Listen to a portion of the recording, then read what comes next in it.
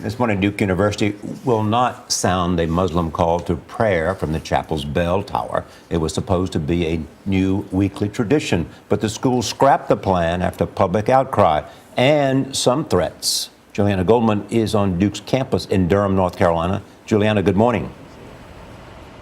Good morning. Well, students, faculty, and administrators spent months working on a new way to make campus feel more inclusive for its 700 Muslims. They focused their efforts on this historic chapel where for years the Muslim community has joined other faiths in holding regular prayer services. On Thursday, plans to chant the adhan, the Muslim call to prayer from the iconic Duke University bell tower, were canceled following security threats and a barrage of criticism from the community, as well as Franklin Graham, son of evangelist Billy Graham. This is not a God of peace. It's just not there. There's no history of Islam being a peaceful religion. After Duke initially announced the plans, Graham took to Facebook to denounce the decision, writing, "Followers of Islam are raping, butchering, and beheading Christians, Jews, and anyone who doesn't submit to their Sharia Islamic law. Duke is promoting this in the name of religious pluralism." The post received more than 70,000 likes. Michael Schoenfeld, Duke's vice president of public affairs, says several factors played a role in the university's decision.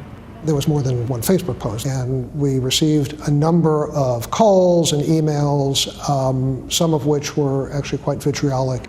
These threats took the university by surprise and prompted the school to call in federal agents.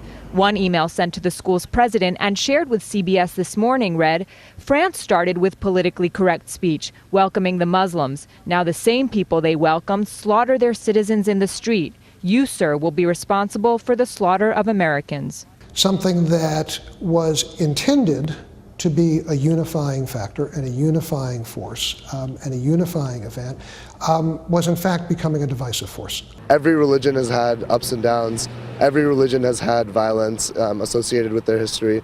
And so I don't really think it's fair. Omid Safi, director of Duke's Islamic Studies Center, says last week's terror attacks in France may have contributed to the violent nature of the threats. And while student safety is paramount, he's disappointed by what he feels is a lost opportunity to show the peaceful side of the Muslim community.